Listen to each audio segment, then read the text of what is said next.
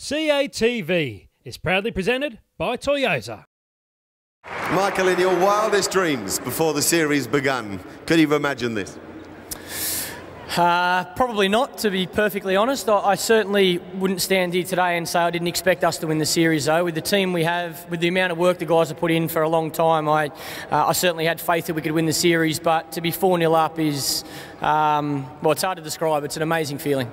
Is the brand of cricket that you've played, do you think, the free-spirited cricket reflected in the way that Chris Rogers even came out of his shell and played the innings he played today? I think it shows the confidence in the players more than anything else. I think it shows, you know, the guys have worked exceptionally hard and now they have the confidence to play with freedom out in the middle. So, you know, that doesn't come easy, especially when you're not scoring as many runs as you would like, or taking as many wickets as you would like, or even not winning the amount of games as we would have liked. So for the boys to be able to turn that all around, I think they deserve a lot of credit. Now let's go back to the start of this match. Boxing Day morning, a few nerves about, and you choose to bowl first. Just had an interesting conversation with Mark Taylor about the same thing. Look, I think the risk with bowling first in any test match is it's quite simple. If you win the game, you get away with it. If you lose the game, you cop a hell of a lot of criticism. And I think throughout this test match, there was still a lot of doubt. I think even in my own mind after, you know, the first day, I think for me to bowl first, I expected to bowl the opposition out on that first day, and that didn't go to plan. But, you know, I think what it shows, again, from my point of view, is the confidence I have in our bowlers. I think our bowling attack is outstanding. If there was anything in the wicket for our bowlers, I was confident we could do the work, and they did that. Were there any times in the match, notably, I suppose, lunchtime yesterday, which isn't that long ago, that you felt threatened? I think there's always the fear or the doubt of winning. You know, you go, there's ups and downs throughout the whole test match, and I think as captain you try and work out how you can improve session to session, how you can keep taking wickets. You know, that's the thing I'm probably always looking at as captain.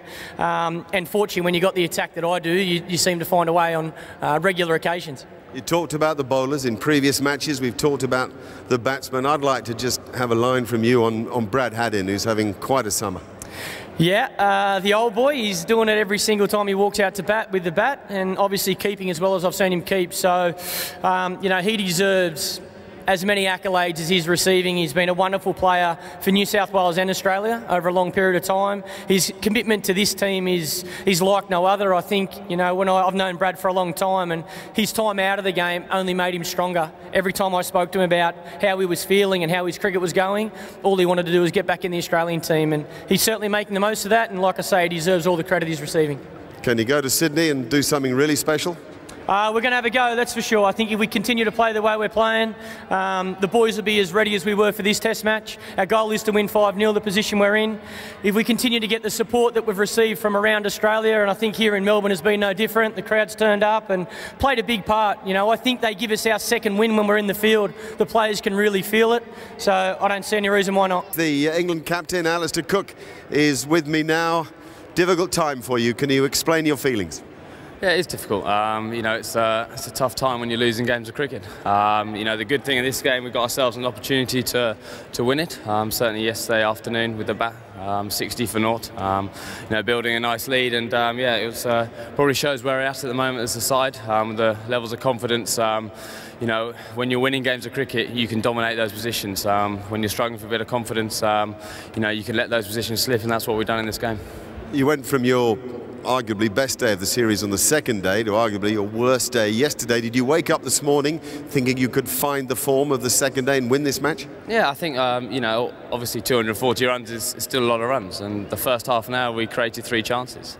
When it's a low run chase, you need to take those chances. We didn't take them, and then we got punished for the rest of that. Your catching's been found out all summer, and it's been good previously. Can you explain it? No, there's a lot of things we are struggling to explain. You know, we're working as hard as we can on our games. That's the only thing you can do in these situations. You've got to keep it as simple as you can in your mind. Work at every single aspect, desperately trying to improve. We know that will bear fruit at some stage in the future. It's not quite happening for us yet, and we've got one more chance in Sydney to try and change it.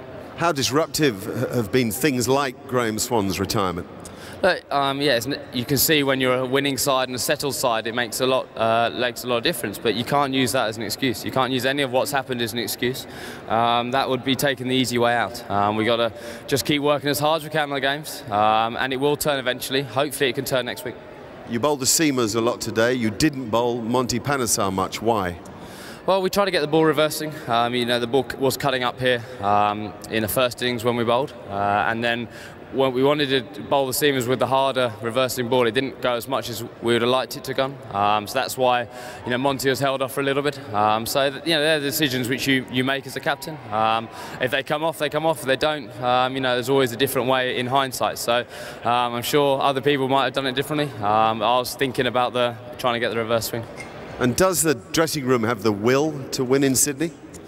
Well, we got ourselves in a position in this game to win the game of cricket.